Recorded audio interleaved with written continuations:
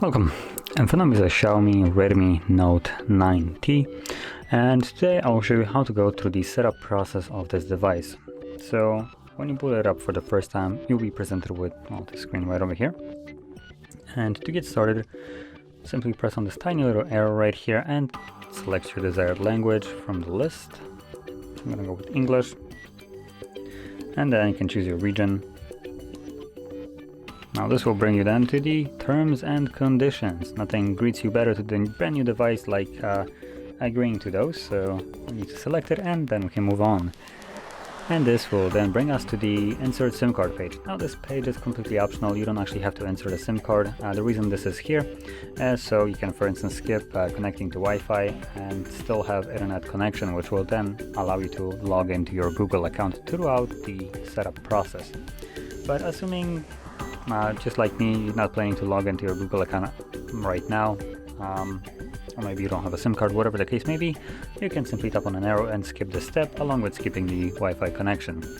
Now, one additional thing is if you skip both of the network connections, so either through SIM or through Wi-Fi, date and time will probably not be correct, and you will then need to fix it manually because it is set by the internet usually. So I will skip this for now. And this brings us to the Google services, so we have location, scanning, and sending user and diagnostic data. You can read exactly what these do, and if you don't like them, you can toggle them off, and at the end, go down and select accept.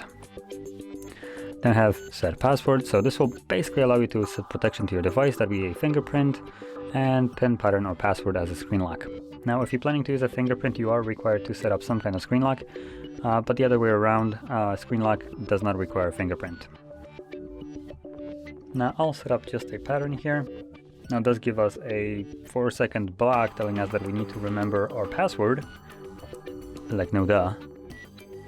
So let's draw our password, then repeat it once more, and this will then confirm it.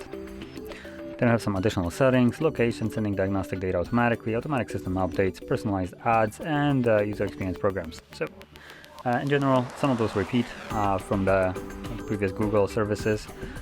Some of them are just, I guess, might be some decent ones, and some of them are just absolute garbage spying trash, like personalized ads. And just before I toggle that off, I just want to point that out because this is just like so good. You toggle everything off, right? Literally everything apart from the personalized ads. You see, it just toggled off, no problem. I'm gonna retoggle it just so you don't think that last toggle might have something to do with it. Are you sure you want to toggle off our personalized ads, which basically gather information on what you're searching for on the internet and then give you ads based on that? You search for dog food, hey, guess what? You're getting dog food ads. So yeah, turn off. And also unintuitively, if you've seen this, it basically gives you a turn off option and a gray instead of the blue, like it's normally when you confirm something, some action that you're trying to perform. So yeah.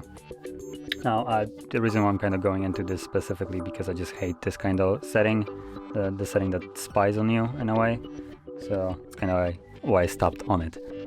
But anyway, once we go past this, we then are presented with the default launcher. So we have two options here, as the majority of the Androids do these days. So we have the classical one, which honestly, when it comes down to Android, the drawer is the classical one. But the classical by name is something that I would compare this device to looking like an iPhone at that case, because all your applications that you install and already have installed on the device will be smack in the middle of your home screen, and there won't be any app drawer. Now, app drawer will allow you to keep your home screen a little bit cleaner and have all the apps alphabetically hidden away in just like a drawer with all the apps, as the name suggests. That's what I'm going to be sticking with, and then we have setup complete. Tap on an arrow and loading apps, and we should be presented with the home screen in just in a second.